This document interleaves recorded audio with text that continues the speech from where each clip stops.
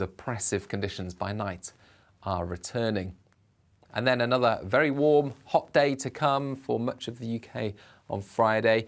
I think a bit cooler for the east of Scotland, northeast England, where there will be some mistiness around the beaches, and there'll be increasingly cloudy stuff there for the north of Scotland once again. But elsewhere, plenty of sunshine for Friday and Saturday. Temperatures peaking by Saturday up to 35 or 36 Celsius. Coming up on Dan Wootton tonight, as leadership frontrunner Liz Truss attempts to win you over, I'll break down the biggest revelations from the People's Forum here on GB News with the Conservative media's leading ladies, the Daily Telegraph's Olivia Utley and Madeline Grant. Plus, my superstar panel weigh into Daily Mail columnist Amanda Patel, entrepreneur and activist Adam Brooks, and broadcaster Ashley James. Plus, has the thriving Great Barrier Reef debunked the doomsday narrative around climate change? Brendan O'Neill investigates. That's Dan Wootton tonight, Monday to Thursday from 9 p.m. till 11 p.m. on GB News.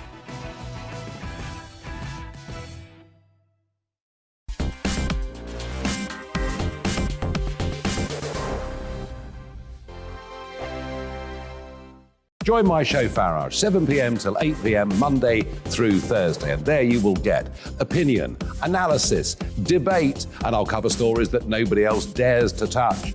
You've been cancelled. Join the club. Oh my goodness me. And then for the last 15 minutes, talking pints. We're over a drink. We have a civilised conversation with someone.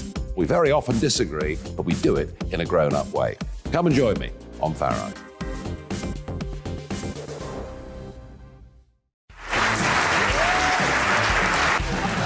My name is Andrew Doyle. Join me every Sunday evening at 7 p.m. for Free Speech Nation. This is a show where we address current affairs and news stories of the week with the help of two wonderful comedian panellists. I brought in comics because I want to give it a lighter edge, and also they work for less. See you there.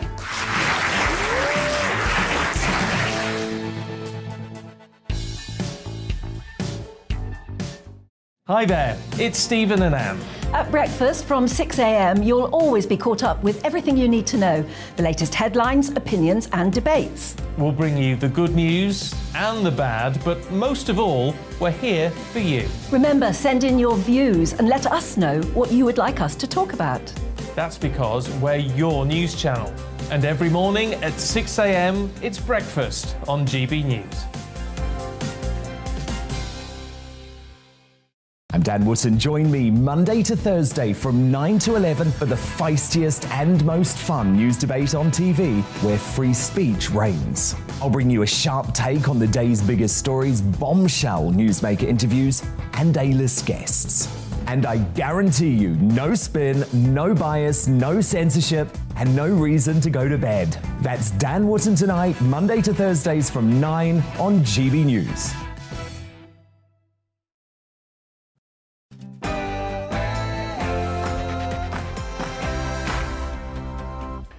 Hey, welcome along. One of the most tediously over-venerated bits of political wisdom is Harold Macmillan's supposed response to a question on what was the greatest challenge for a Prime Minister, to which he replied, "Events, dear boy, events." You don't hear it so much these days, which is odd because there are rather a lot of events. COVID just came out of the blue, totaled everything. Ukraine, whoa, didn't see that one coming. Breadbasket of the world at war with the gas supplier to Europe. Events, dear boy, events. Yet net zero is not an event. It is a conscious choice of our leaders, and it's making things worse very fast. And by very fast, I mean, in about 6 weeks' time, net zero. In which the very same people who tell us they can't do anything about the southern border of England, all very complicated, old boy, the very same people who can't do anything about peripheral matter like border enforcement, claim to be able to change the very Heavens, if only they're allowed to tax and regulate us enough. It's utopian megalomania at its most crude and moronic, and no leadership candidate, even for a merely residually conservative party, should want any part of it. We'll get into the immediate consequences of this folly with our stat man Jamie Jenkins and with Alexandra Marshall. By contrast, there are other events that are not allowed to ruffle the bland placidity of our groupthink media. The gang rape of thousands of English girls in towns up and down the land. That's an event, but it's at odds with the fluffy bunny, pink unicorn fairy tales of diversity, so it has to be suppressed and sidelined. Liz Truss actually gave a comparatively robust answer to it earlier today. But Yasmin Mohammed is here in studio with a few more thoughts on that. Excess deaths across the Western world are also an event. In the UK, we're now just shy of 20% more deaths every week. That's a lot of dead bodies, which is about as basic an event as you can get, yet it doesn't make the papers. And if you mention it on Twitter, the social media Stalinists shut you down. Our dear friend Vicky Spitt, who lost the love of her life to AstraZeneca, is here to talk about the stuff the woke billionaires won't let you talk about. So screw them, we're going to talk about it anyway. And of course, the most important part of the show, GB News is the people's channel, and in this age of experts, the people don't get enough of a look-in. So do let me know what you think. You can email me, gbviews@gbnews. You can tweet me at GB News. That's gbnews.uk, by the way. I don't know why I always forget to leave that out, but you can email me, gbviews@gbnews.uk. A full hour of news and analysis coming your way right after Ray Addison with the latest headlines.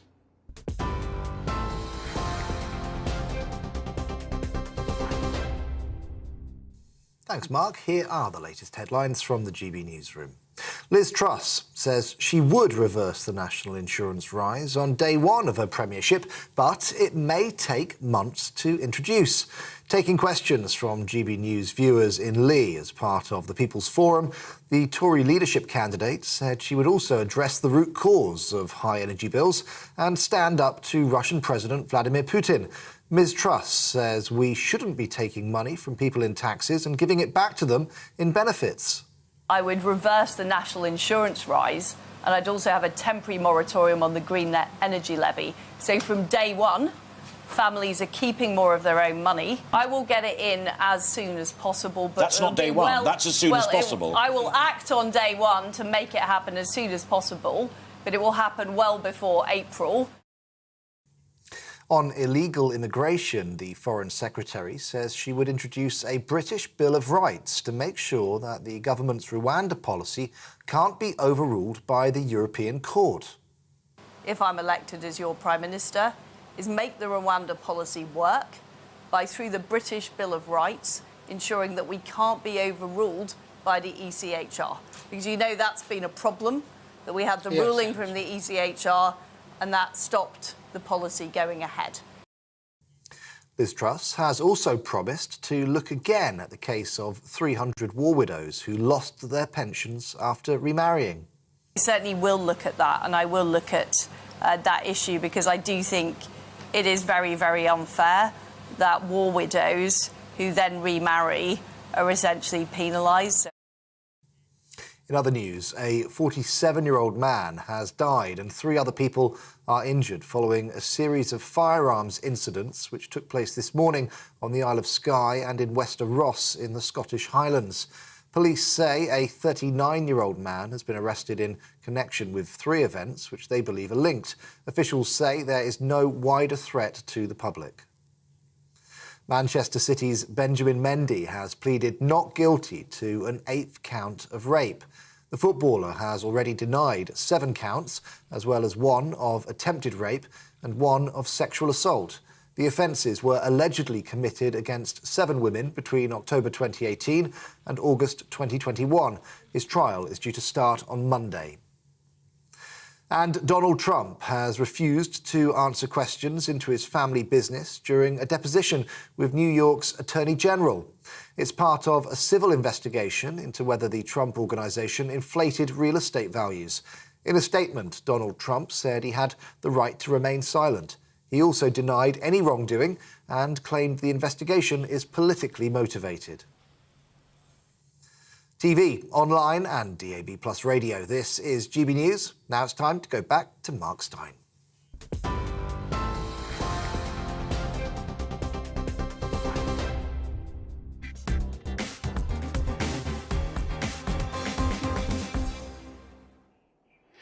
Yeah, I think I'm with Nigel on that British Bill of Rights thing. Come on, Liz Truss. There is no political downside to pulling out of the European Court of Human Rights, instead of going through all the trouble of trying to find some legislative workaround that they will probably rule against anyway.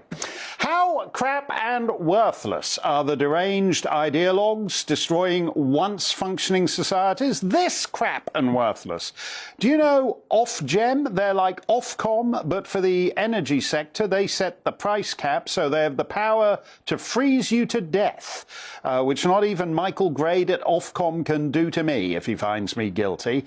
In October, which is, let me see, it's, what is it now? It's August, so October is, well, basically any day now. Anyway, in October, if you're one of the 24 million households whose energy costs are governed by the price cap, your bill is forecast to be £3,687. Now, as you can see, just a year ago, it was under, can we put that graphic up? Yeah, there it is. It was just under 1,500 quid. Look at that red line.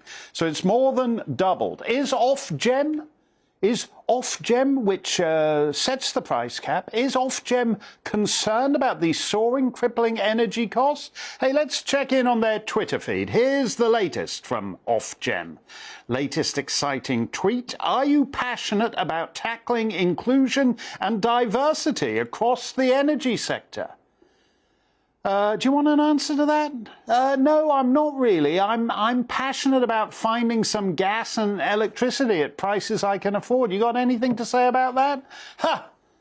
What do you think? As Ofgem continues, quote, Tide is a new task force aiming to improve equity, diversity and inclusion across the industry and accepting applications now.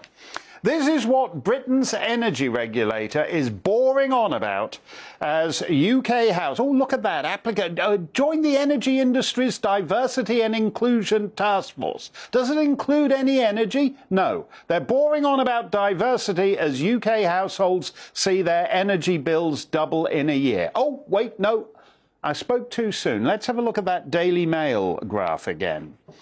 Let's have a look at this. Look at that. The top right-hand corner there, you see with the big red line shooting up out of the graph through the top of your television set and upstairs into the spare bedroom. Predicted energy bill for February, that's the day after tomorrow, more or less, £4,400. So it will have tripled in a year and a quarter. You know what median household disposable income is in the UK? Here's the latest figures from the Office for National Statistics. And you see that pale blue line right at the end there on the right-hand side? That's £31,385. So just to be clear on this, an energy bill of £4,400 is basically 15% of your family's post-tax income, just to keep yourself from freezing to death. Because oddly, despite all the global warming, more people die of cold than of heat. But don't worry, because Ofgem is, quote, passionate about diversity and inclusion. We don't need to worry about diversity in the energy sector because every day more and more of our gas and oil comes from overseas. It comes from Scandinavians, from Slavs, from Arabs, from Africans, from Turks. Oh, do you have an electric car? That's batteries from China. So diversity and inclusion-wise, the energy sector is the acme of diversity. Increasingly, day by day, no pasty English, Scottish, Irish, Welsh types need be involved at all. Diversity and inclusion-wise, it's impeccably diverse, but may not be terribly inclusive of much gas and electricity for much longer. I noticed in Norway, for example, they're already thinking with all the supply problems, they might cease exporting gas completely. Certainly their overseas customers like the UK are going to be the first to be cut off if it come to that. Nero fiddled while Rome burned. This winter, Ofgem will be fiddling with diversity task forces while Britain freezes. Let me know your take. GB Views at GB News. Jamie Jenkins, the Sultan of Stats, posted this graphic at his website the other way. This goes all the way back to 1986. That's way back in the mists of time, in the era of Boy George and Bananarama. You can ask your grandparents about them. So it's the dim and distant past, very primitive. Back then we got 67% of our electricity from coal, 20% from nuclear, 10% from oil. Now we're much more environmentally responsible. We get it from foreigners. Jamie Jenkins, formerly of the Office of National Statistics, joins me to run the numbers. Things are getting better if you look at it from the government's point of view, in that there's less and less domestic production of energy on these numbers. Yeah, evening, Mark. This is just one of the biggest scandals I've seen for a long time when you're looking at stats and facts and figures, because I think you've shown the household income numbers there. You can actually go into them in a bit more detail, actually, Mark, and I've just done that for you. And what you can do is look at look at it in terms of the percentage of households and look at the bottom 20% of households. So if you look at what they spend their money on at the moment and what the income they've got about £1,300 spare at the end of the year. When you look in terms of the bottom 20% of households, that's nearly 6 million households, Mark. Now, the bills are going to go up nearly 3,000, as you just shown on that graphic. So there's absolutely no way these 6 million households are going to afford these new bills. And why are we at where we are now, Mark? Well, as the chart you just put up showed, is that back in the midst of time, you say when Bananarama were smashing the charts, we had very good domestic supply of energy. Most of the kind of the resources that was there to produce all the electricity came from within the United Kingdom, and then successively over time, as part of this kind of green agenda has kind of taken over, we've seen the amount of coal come down, and we didn't use hardly any gas at all. So, you know, it was literally less than 1% back in 1986 on that chart. There was no gas used to make electric. And people actually look at me when I say that, why do we use gas to make electric? Because I thought I used gas to actually, cook the dinner. So now we're using 40% of gas, but over the last 2 decades, Mark, more and more of that gas has been coming from abroad because we've been incentivizing the North Sea producers to reduce the amount of gas they give us for all the kind of the CO2 reasons. So we've been sleepwalking our way into this big disaster that's coming. And this is the Labour government, the Tory government, the Lib Dems as part of the coalition. They're all complicit in this complete shambles that we've had over the last 30 years with our energy security in this country, Mark. So the green agenda, I mean, I'm generalizing very roughly here, but the green agenda is basically to transfer energy production to countries that don't give a stuff about the green agenda. Well, in part, yes, Mark, because you look at the CO2 emissions, we can have a separate discussion around the whole climate debate another time. But if you just look at CO2 emissions, you can see that the UK emits about 1% of the UK's world kind of CO2 emissions. We've got about 1% of the population. We're in line with our fair share, you could say. Now, China, on the other hand, they've gone from 5% of the CO2 emissions in 1985, back when that chart started, around there. They're now 30%, and they've increased the amount of coal to produce energy by 2,000% over the last kind of 30 or so years. And they've just announced they're going to have 300 more coal-powered fire stations to try, so they're not going to have any worries about energy this winter. Whilst we're all panicking, we may as well get the candles back out because they're not giving it, two hoots in terms of where they get their energy from. So, that's the big problem we've got here, Mark, is that the UK's trying to do its bit, is what the government would say. For other countries, not just China, you've got India as well, they're not taking any care. We had COP26 last year. We've got COP27 coming up soon, Mark. There'll be more of the same. People talking about it, but I think the real cost now of this green policy. There's no harm in looking for green energy, but you've got to get your energy security right first, then the green agenda second. But the real cost is now coming home to roost this winter, and I think people are going to start waking up. Well, when you talk about those people in the bottom 20% who have 1,500 quid left for this when they paid for everything else, and you've got projections that the price cap is going to go up by £3,000, how are people meant to square the circle on this? Well, they're not, Mark, are they? That is in part where the government will have to step in. You know, we shouldn't be in a situation where the government needs to bail out. And what was interesting, Mark, is that when Rishi Sunak announced that he was going to start putting some money towards our bills a few months back, when he made that big announcement in Parliament, the energy price cap suddenly went up. So if you're an energy company and the government's saying, well, we'll pay some money towards your energy bills, well, you may as well sit in your boardroom and think, oh, let's put the energy prices up a little bit more.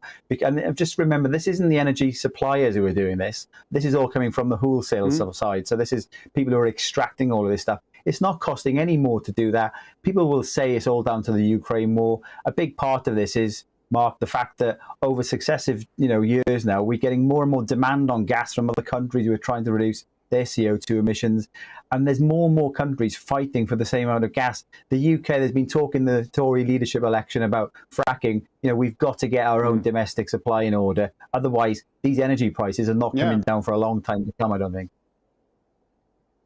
Well, if that's true, then a lot of the things they're promising, that you're taking VAT off or taking the green energy tax that they put on it, this just is going to knock a couple of £100 off it, and you're still going to have a £4,000 bill. So it's not going to do. I mean, this would be the sort of thing that if there was still any turbulence left in England, to use George Orwell's phrase, that this would be provoking revolution. I mean, it's not good for social tranquility, is it?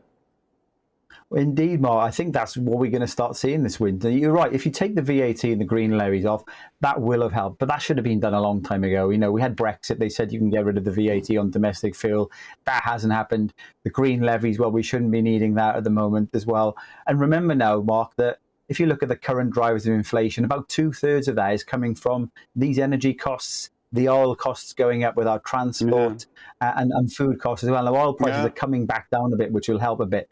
But when people talk about getting the next Prime Minister getting a hold of inflation, well, inflation, Mark, when we get to October, is going to go through the roof again, because when these bills land, they'll be going into the kind of ONS stats compared to a year earlier, and they're going to be astronomical compared to what they were. So inflation's not coming down for a while now, and people are concerned about the current level of inflation. So I just think, we've got to stand up and question what has gone on there. We had no energy security policy properly. There was one in 2014, which Ed Davey kind of oversaw when he was in the coalition as part of the Lib Dems with the Tories. Nothing really in there of any substance. Boris was talking about their energy security policy. And remember, Mark, this isn't going to go away overnight. We can't just magic all of this gas overnight over in the UK. We're going to have to be a long-term solution. The government has to work long-term, Mark. They're just working on 5-year terms, and they need to start looking at the long-term, just like the NHS is in crisis as well. Well, thank you very much, Jamie. But you're right. This energy security boils down to, oh, wait a minute, we can get gas from Russia, or we'll get an electric car and give China the dominant share of that market. There's no energy security in either of that. Great stuff on this, Jamie. We always appreciate it. On that chart of yours we showed earlier, you'll note the nuclear used to make up 20% of our electricity supply, and now it's down to 15%. On its face, that seems a little odd. Nuclear reactors emit practically nothing. They get more inexpensive over time because all the costs are front-loaded. So it's far more sustainable than solar, wind, or bovine flatulence, or whatever else you might be in the mood for. Alexandra Marshall joins me from The Spectator down under. Alexandra, we all want to be environmentally responsible. I was devastated to hear that spectacular Great Barrier Reef of yours has now gone. Have I got that right? The eco fellas were telling me the Great Barrier Reef has ceased to exist. Is that what happened? Unfortunately for the grants of scientists, the Great Barrier Reef refuses to die. It's currently at an all-time high for its coverage and health, which has come as a great shock to the Australian population because we were told that it was dead about 4 times now. And yet that's not the case. So everyone in Britain, you should really come and see the Barrier Reef because it's still alive and doing quite well. That's good. So it's bigger than ever, and it's increasing in size, and it's moving further out into the ocean to intercept all those ships of would-be illegal immigrants. It's fantastic, spectacular thing to see. Now, you made the point, you wrote a terrific column in the Specky at the Australian website, and you actually made the big takeaway from it is that if you are not energy independent, you're not really independent. You can't be like Germany and threatening all kinds of stuff to Putin in the Kremlin when he can just turn the tap off and have you freezing in the dark at any time he wants. Well, that's correct. The first thing that China and Russia did was make sure that their energy grids were completely independent of everybody else before they started all this passive-aggressive threatening.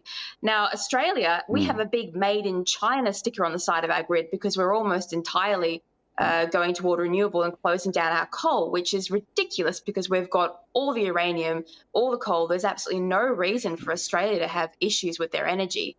But we solved the problem of energy sustainability 50 years ago when nuclear was created.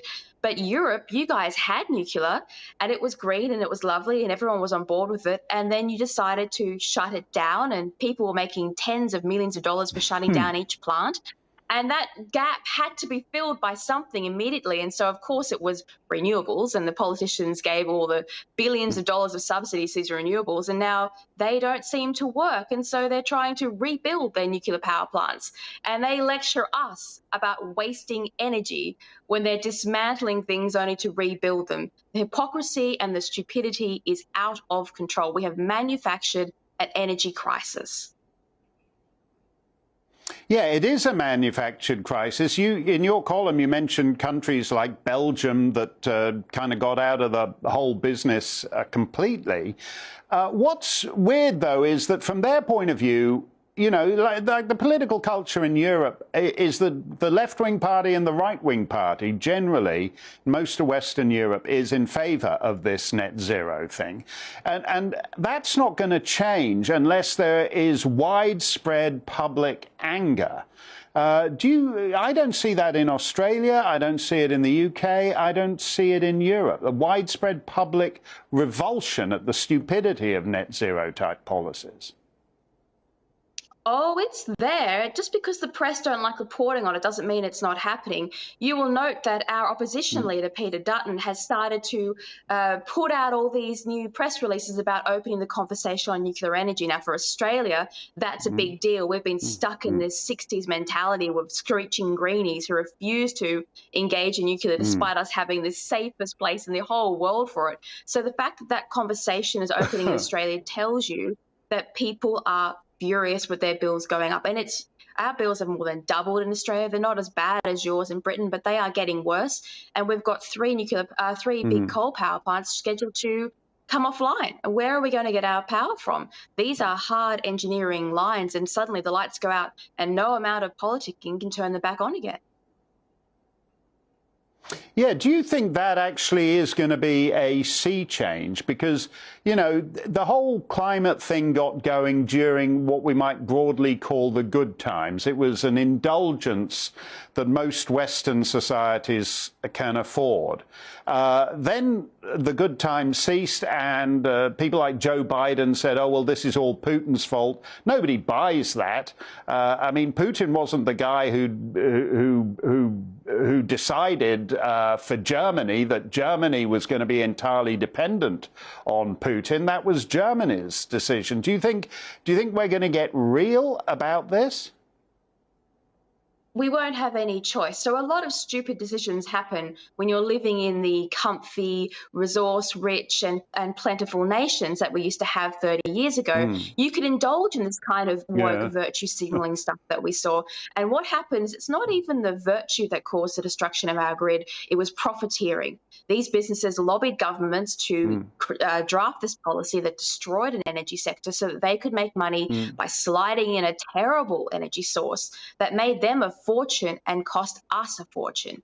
That will only continue to happen to a point. Once it gets serious, politicians have to do something, because as you found out in Britain, people won't pay their power bills, they'll revolt, and you need the energy one way or another. And so it's going to cause them to show their hands on this one. There's no way out of it.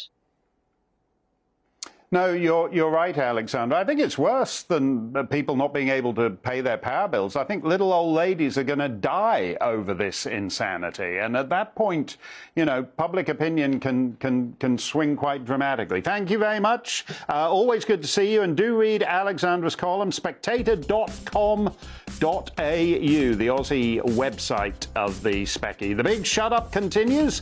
The social media Stalinists are counselling more and more people. Vicky Spit is the first person in the United Kingdom to receive government compensation under the Vaccine Damage Payment Scheme. That sounds pretty official, but it's not enough for the sick totalitarians on Twitter. Don't touch that dial. Vicky will be with me in just a couple of minutes.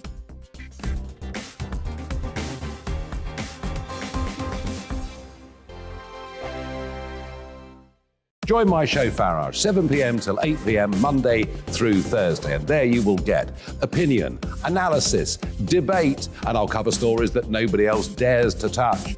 You've been cancelled. Join the club. Oh, my goodness me. And then for the last 15 minutes, talking pints. We're over a drink. We have a civilised conversation with someone. We very often disagree, but we do it in a grown-up way. Come and join me on Farage.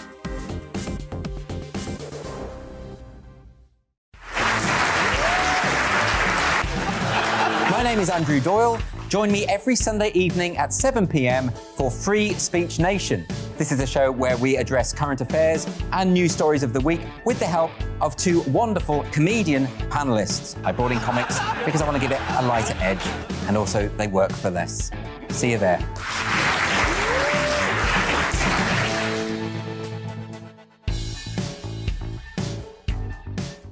Hi there, it's Stephen and Anne. At breakfast from 6 a.m, you'll always be caught up with everything you need to know, the latest headlines, opinions and debates. We'll bring you the good news and the bad, but most of all, we're here for you. Remember, send in your views and let us know what you would like us to talk about.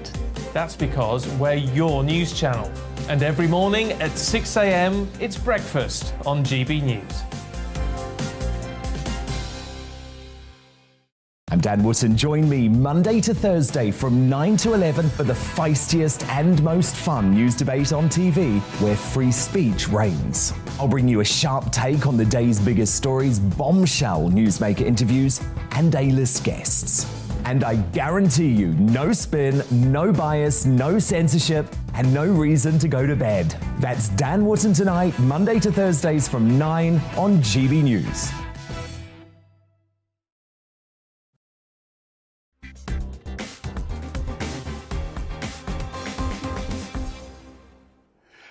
GB News is the People's Channel, so let's channel what the people are saying as energy bills are forecast to hit £4,000 by February.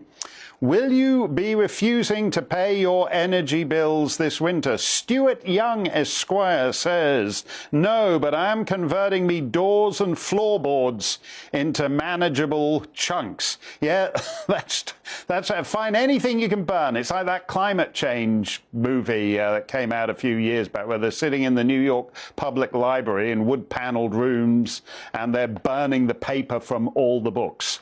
You're way ahead of them. You've figured that the doors and the floorboards are the way to go. Sharon Scott says, I'm not refusing to pay, but how about only paying for what you can afford? Oh, it's going to be like one of those things where you just pay what you think you could afford. Or the bare minimum until they get their acts together. You could be waiting many decades for that, Sharon. not just energy, but water too, and cut the TV licence too. Yes, imagine that, actually. If the BBC decided they were going to put the TV licence up to 4,000 quid by February. Make it illegal for the companies to cut us off. Put the power back to the people. Lady T says, don't do it unless you want a CCJ on your credit report and no chance of getting credit in the future. I'm not sure credit actually matters anymore, your credit rating, because let's face it, as we were hearing with Liz Truss earlier, young people have absolute, and by young I mean, you know, under whatever, 53. If you haven't got a house now, you've got no chance of getting one in the future. What do you need a credit rating? Well, are you really going to be able to afford a car once these electric cars get going? You don't need a credit rating for your house or for your car. I mean, at a certain point, you just got to let your credit score is the concept of an advanced, developed society, and we're degenerating out of that into something far more primal. Michael says it's not a case of refusing, it's more a case of being unable to. Pathetic, Michael.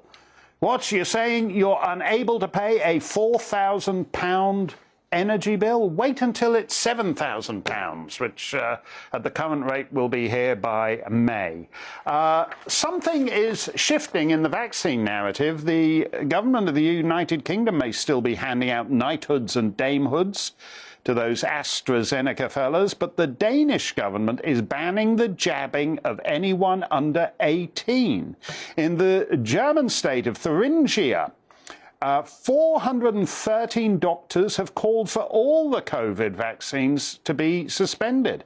Even in Canada, the most watched TV network, that's CTV, is reporting that more than 42% of women, or menstruating people, as they actually put it on CTV, 42% of menstruating people have seen changes to their menstrual cycle as a result of the vaccines. That has big implications for fertility, and we previously reported on the fall-off in births in various continental countries. Vicky Spitt is here in our studio today. We first met Vicky a few months back, and she is where our coverage of the damage done by these vaccines began. Vicky is in her 30s, and she lost the love of her life to the AstraZeneca jab. There he is now. That's Lord Zeon, a musician. Vicky played bass with the band. They had a great life, touring all over the place, until Zeon got a medical intervention he never needed. Look at him. He's in the flush of good health there. He never needed that AstraZeneca shot, and as a result of it, Vicky's life will never be the same. The government has formally acknowledged that Zeon was killed by the vaccine. That's an official determination, and awarded Vicky a pathetic but still significant six-figure sum in compensation. But when Vicky mentions her great loss on Twitter, the woke Stalinists of social media label her as fake news again and again and again and again and again. Here is the latest example. Vicky wrote, quote, Zeon didn't die of something. Zeon got a vaccine the government said would keep people safe. Zeon would be alive if he hadn't got that vaccine. I would be the happy person I used to be instead of whatever the bleep I am now. Death by government. That's a personal assessment of her own grief. And as you can see, Twitter has marked that as, quote, misleading. This tweet can't be replied to, shared, or liked. There's something disreputable about it. Vicky's grief is disinformation. Her widowhood is fake news, because the sick freaks of Twitter get their jollies traumatizing the bereaved. It's wonderful to have Vicky back with us in the studio. That happens to you more or less every day. How do you feel about that? It's really difficult. Actually happened to three of us that I know of yesterday. We got our nice little Twitter bans, and I've just been told by the other members of VIB UK that our Twitter followers, they're slowly removing them. Our numbers are just gradually going down. Our tweets aren't being seen. Basically, what's they called? Ghosting? Yeah, they're basically... Twitter is deciding which of your followers it's going to toss overboard. Yeah, and yesterday that was just That was the icing on the cake, really. I did appeal it, and I've asked Twitter if they would like to see evidence. I've told them they simply need to Google myself and Xeon, and they will see. I haven't had a reply. No, in a sense, they don't care about you as a human being. They're protecting a narrative, which is that these vaccines are some kind of miracle breakthrough, and that there is, in fact, no significant number of people who have been killed or injured by them. Are you amazed at the heartlessness of social media? I really am, and the mainstream media as well. I mean, I think that the mainstream media, that in the way they have denied and ignored myself and the other injured and bereaved people, I think that has caused a lot of the social media attacks that we get. Because people see on the BBC that the vaccines are safe and efficient, so therefore if you see someone saying, well, actually, it killed my husband, my child is now fatherless, well, you must be a liar because BBC says otherwise. So we just get abuse. We get called all sorts of names. And I think the mainstream media is a large part of why that happens. Do you think they can keep it up? I mean, I quoted those stories from Denmark and Canada and Germany. I mean, globally, this story seems to be cracking a little, even if not in Britain. Yeah, I think that the cracks are starting to appear.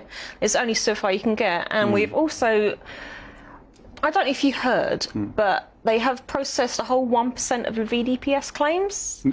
Oh, this is because I mentioned that you were the first. Yes. Now, Xeon died basically 18 months ago now. May 2021. Yeah, just a year and a quarter. And people have been making applications. Whoops. That's a warning from the gods that the set is going to collapse on us. I'm sorry I'm holding the set up with my hand now. This is it's a very GB News moment. Don't put your foot through the floor, Vicky. I don't want you to injure yourself. Basically, only you were the first person in the UK, and then 3, 4, 5 of the other people we've interviewed on the show all heard that they would be getting this pathetic, risible £120,000 compensation for taking a vaccine at the behest of the Queen that winds up killing or injuring you. But there are thousands of people who are still waiting after 18 months. There are currently over 2,000 people still waiting, and that's just people who've put in a claim, because as you know, the criteria is 60%. I'm sure there are people who are 30, 40, 50% disabled who think, well, I'm not going to get it, so I'm not going to bother. And I've got a theory about why this is. Yeah. My theory is that whenever a VDPS claim is made, it gets some attention in the mainstream media. Yeah. And if they process all of them quickly, they might have several hundred or several thousand stories in the press saying VDPS claim, VDPS, and people start going, wow, that's a lot of claims being made for these safe and effective vaccines. And as we know, the government doesn't want to affect its commercial interests. So you think the government is intentionally slow-walking people? The people, you know Charlotte, the first time you're on the show with Charlotte, her husband was the breadwinner. He was about to start a big job at Great Ormond Street Hospital. She's got to bring up 2 young children on her own now. People have had to make extraordinary adjustments to their lives. They've been struggling for 18 months, and you think the government is intentionally slow-walking this? Yeah. I think so. I can't think of any other reason why Charlotte, she's got a death certificate. Her inquest is done and dusted. There is no doubt about the cause of his death. Why else?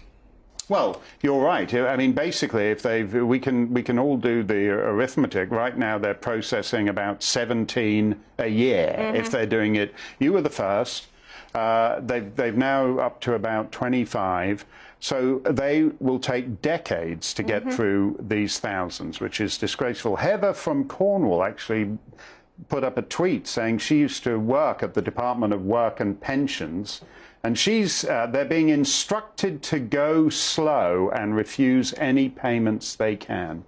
I've become more angry about this since I met you, and I met some of the others who've been bereaved or victimized about this. I cannot imagine how angry you must be when you see what's happening to others in the vaccine-injured community.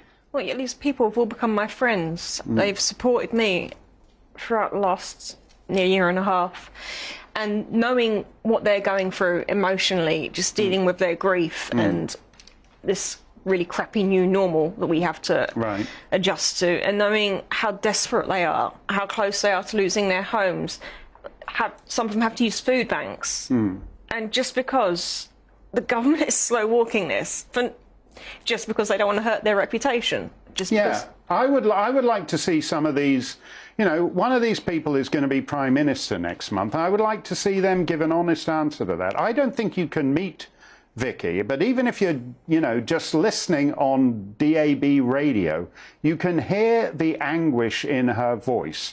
As you're a very transparent person and very honest person, and you described yourself as whatever the bleep I am now, that basically your life has been upended, it will never be the same, and that's true for people in England, Scotland, Northern Ireland, Wales, all over this country.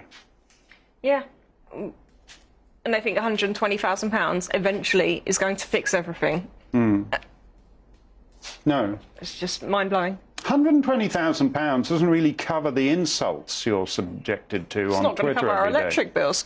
No, you're right, actually. At £4,000 for an energy bill, 120,000 doesn't really go far. Thank you so much for coming on, Vicky. It's always good to see you.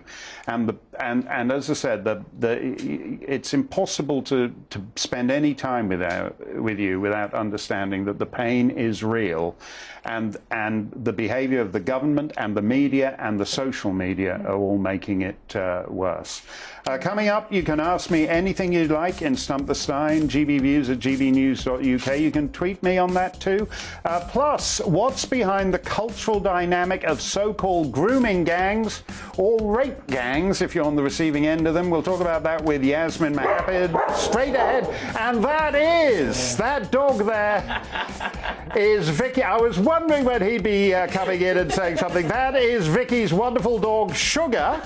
And Sugar is actually from Egypt, and Yasmin Mohammed's grandfather was, I think, the 3rd president of Egypt. So maybe Yasmin's grandfather and Vicky's dog knew each other on the streets of Cairo a few years ago. We'll pick that up with Yasmin in just a moment. You want to bark us out? We'll be right back.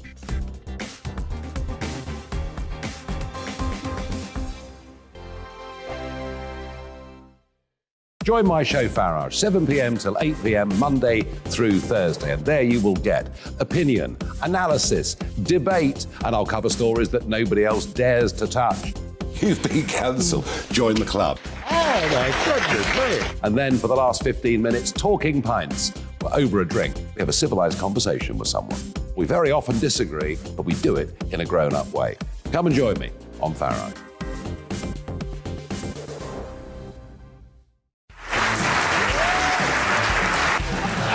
My name is Andrew Doyle. Join me every Sunday evening at 7 p.m. for Free Speech Nation. This is a show where we address current affairs and news stories of the week with the help of 2 wonderful comedian panellists. I brought in comics because I want to give it a lighter edge, and also they work for less. See you there.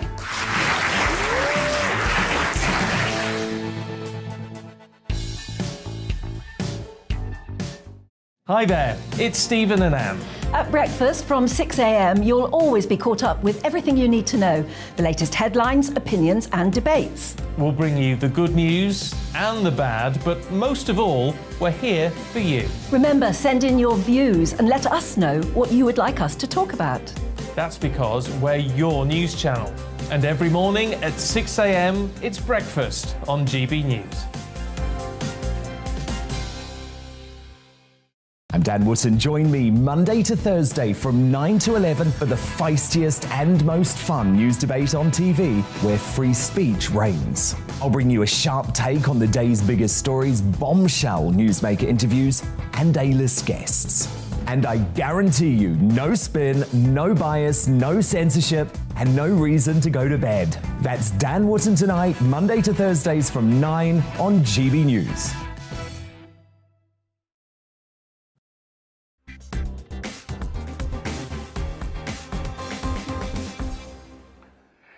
Every week on this show, we discuss the industrial-scale rape of English working-class girls by gangs of Pakistani origin in Oldham, Rotherham, Telford, on and on. I've talked to many survivors of these gangs over the years. It's a national disgrace. These are Labour Party towns almost exclusively, but Tory big shots have very little to say about it either. Earlier, however, on this channel, it became a topic of conversation with Liz Truss and Alistair Stewart on the People's Forum. It is absolutely repulsive what has gone on in places like Rotherham, in places like Telford. And of course, those criminals need to be brought to justice. But more than that, I want the people held to account, the council officers, the councillors and the police who didn't do anything about it, and even not just turned a blind eye, but actually condoned this behaviour. Yeah, she's right on that. They did condone, they were complicit in what went on in those towns. At the weekend, Rishi Sunak also summoned up the courage to pop his head over the parapet. I have two young girls who are 9 and 11, and I think for too long we just haven't focused on this issue, Philip. And it's a horrific crime that is affecting actually not just girls in a few places. It's far more pervasive across the country than actually we all realise. And we all know the reason that people don't focus on it. It's because of political correctness, and they're scared of calling out the fact that there's a particular group of people who are perpetuating these crimes, and I think that's wrong. And that's what passes for butchness in British politics. A particular group of particular people, but let's not get too particular about which group it is in particular. Yasmin Mohammed is a human rights activist and my fellow Canadian and author of Unveiled, which is a very honest and compelling book. Yasmin, you were basically raised on the fault line between East and West, as it were. And that's a difficult thing to negotiate even within your own family. What's the psychology at work here where thousands of young men of Pakistani origin think English girls are complete garbage and they can do what they will with them? Well, there's definitely an us and them mentality that we're taught, or that I was taught when I was being raised Muslim. You can see it if you look at the Prophet of Islam, when he would, when they would go to war, and what he would do afterwards is take the women and children as sex slaves, pass them around to his companions. You saw that being repeated in Iraq and Syria with ISIS, doing that with the Yazidi women. They view non-Muslim women as inhuman, lesser than. It's a disdain. Also in Islam, there's it's horrible to say this. I feel sick saying this, but it's the us and them mentality is very insidious. It's very dark. And we like to pretend that it's not there. We like to pretend that we're all kumbaya and we can all have, intercultural, interreligious relations and everything. We can all coexist. But the truth is that, the religion does teach that Muslims are, this world is for them, this land is for them, and non-Muslims are just to be, conquered, destroyed. They have to, submit to Allah. And so that just carries through with the relationship between men and women. But I mentioned earlier, just with Vicky's dog from the streets of Cairo, that your family, you have an Egyptian background. And if you go back, it's not that far back, if you go back 75 years, King Farouk basically reigned over a society that at that point mimicked the West in many ways. In fact, if I remember correctly, King Farouk's sister, who died a couple of years ago, was a spectacularly beautiful woman. She looked like a Hollywood star of the 19th. She looked like Hedy Lamarr or whatever. And at that point, the Muslim regimes in Muslim countries were more compatible with the Western world than... Is it something to do with us, with our lack of cultural confidence? Well, what it is, there's an anti-Westernism, and the anti-Westernism is translated as a pro-Islamism. And so they go back to the fundamentals of Islam. The extremists do. They're bringing back, as I guess, similar to like the Old Testament kind of ways, and saying we should live the way the Prophet lived. And those are the people that are very anti-West. And it's very trendy and hip and cool to be anti-West these days. And so those two things exist in parallel. Anti-West and pro-Islamism, which is very, very dangerous. We've seen it in Iran, we've seen it in Syria, we've seen it in Lebanon, we've seen it all around, and we're seeing it here in the West now too. People are telling me every day how more common it is for them to see hijab on the streets. They grew up in the UK, or they grew up in America, or they grew up in Canada, and they didn't wear hijab. Nobody that they knew did, and now everybody's starting to wear it kind of as a political anti-Western sentiment. Yeah, that's true. If you were in the East End right now, you'd be seeing more hijabs than you would have seen in Amman, say, 30 years ago. Are you astonished, though, at that diversity and multiculturalism have such a grip on us that even when these stories come out day after day about girls being gang raped, being taken as sex slaves, not in Waziristan, but in Rotherham and Oldham and Rochdale, are you astonished at the heartlessness of a society that doesn't care about that? Oh, absolutely. I mean, girls and women are treated like this all over the world, right? Young girls are getting exploited all over the world, especially vulnerable young girls.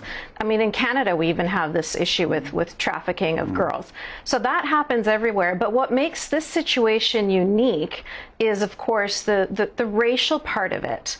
And because of the perpetrators are mostly Pakistani, what that causes is that nobody wants to talk about it. Nobody wants to address it. And that's why it got worse and worse and worse and worse. And that's why the poor victims are not getting the justice that they deserve, because there's this fear of Islamophobia.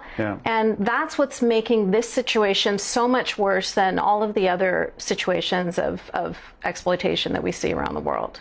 You can say that because of your background and because of your name, although you do pay a price for it, because there are many Muslims who hate you and would gladly see you dead. Do you think it's time that English and Scots and Canadian and whatever just stop tippy-toeing around on that and we're honest about this? We absolutely have to. We have to be able to speak. We have to be able to criticize things that need to be criticized. So this was a major part of my book.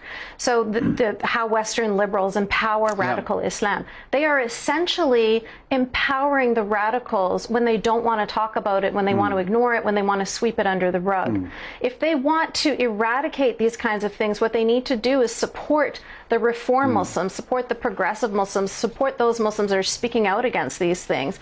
But instead, there's a fear of speaking out against extremists, and so that empowers them even more. And you get these ridiculous things where, women in Islam wear hijabs and the like mostly because the men make them do it. Yet you have all these BBC women, it's wear a hijab to the House of Commons Day.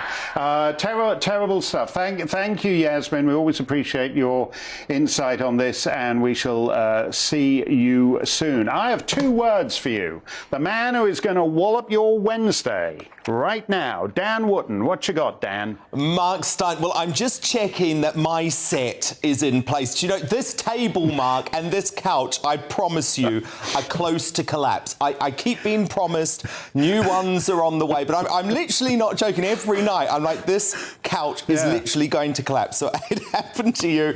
But I have to say, Mark, that interview with Vicky, I mean, what the hell are Twitter thinking? It is a literal disgrace. And at some point, we need politicians in this country to start standing up for the truth on Twitter as well, because it feels like they're too scared because of the power of Twitter. Anyway, that just left me so angry. But we've got a big show coming up tonight, Mark. Paul Gambaccini is here. Why is Keir Starmer the witch hunter in general, in his view? And also Brendan O'Neill on the Great Barrier Reef, which you were talking about earlier too. Oh, I can't wait for Gambo, Dan. I bet he doesn't have a set that... My set was made from bits of recycled Andrew Neil hairpiece or something. I think that's where I got it from. Dan's coming up after the weather. Stay safe, stay free. Hi there, Aidan McGivern here with the latest forecast from the Met Office. Warm tonight and even hotter on Thursday compared with the last few days, although there is one exception. The far north of Scotland will be affected by cloud and some outbreaks of rain as a weather front sinks close to the Outer Hebrides, to the Northern Isles as well. Otherwise, high pressure across the rest of the UK brings fine, dry and clear conditions overnight. I think eastern parts of England will be affected at times by low cloud, mist and fog, likewise for parts of Northern Ireland. But we've also got this area of cloud and rain increasingly affecting the far north of Scotland. 10, 11, 12, 13 for Scotland, Northern Ireland, 15 to 17 overnight for England and Wales. So a warm and, in places, uncomfortable night for sleeping. A fine start to the day, though, for the vast majority. Plenty of sunshine across the UK. The one exception, once again, the far north and northwest of Scotland, where there will be some outbreaks of rain continuing through the day, although that will ease later. And then temperatures peaking eastern Scotland, 30 Celsius, 33 for the heart of England and East Wales. And it's going to turn even hotter during the next few days. A warmer night to come on Thursday nights, and once again, cloudy skies for the north of Scotland. One or two mist patches in the east of England, but otherwise clear spells for many, and temperatures not dropping far below the high teens. So those oppressive conditions by night are returning. And then another very warm, hot day to come for much of the UK on Friday. I think a bit cooler for the east of Scotland, northeast England, where there will be some mistiness around the beaches, and there'll be increasingly cloudy stuff there for the north of Scotland once again. But elsewhere, plenty of sunshine for Friday and Saturday. Temperatures peaking by Saturday up to 35 or 36 Celsius.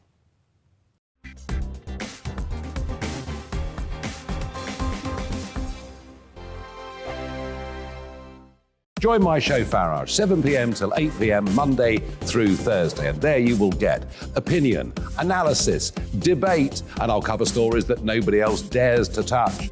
You've been cancelled. Join the club. Oh, my goodness me. And then for the last 15 minutes, talking pints. We're over a drink. We have a civilised conversation with someone. We very often disagree, but we do it in a grown-up way. Come and join me on Farage.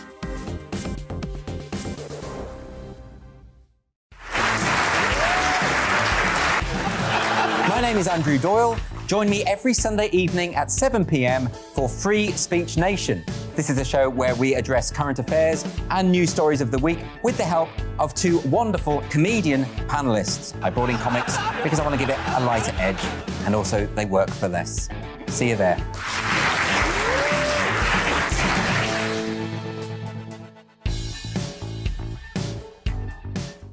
Hi there, it's Stephen and Anne. At breakfast from 6 a.m, you'll always be caught up with everything you need to know, the latest headlines, opinions and debates. We'll bring you the good news and the bad, but most of all, we're here for you. Remember, send in your views and let us know what you would like us to talk about. That's because we're your news channel. And every morning at 6 a.m, it's breakfast on GB News. I'm Dan Wootton. Join me Monday to Thursday from 9 to 11 for the feistiest and most fun news debate on TV, where free speech reigns. I'll bring you a sharp take on the day's biggest stories, bombshell newsmaker interviews, and A-list guests. And I guarantee you, no spin, no bias, no censorship, and no reason to go to bed. That's Dan Wootton Tonight, Monday to Thursdays from 9 on GB News.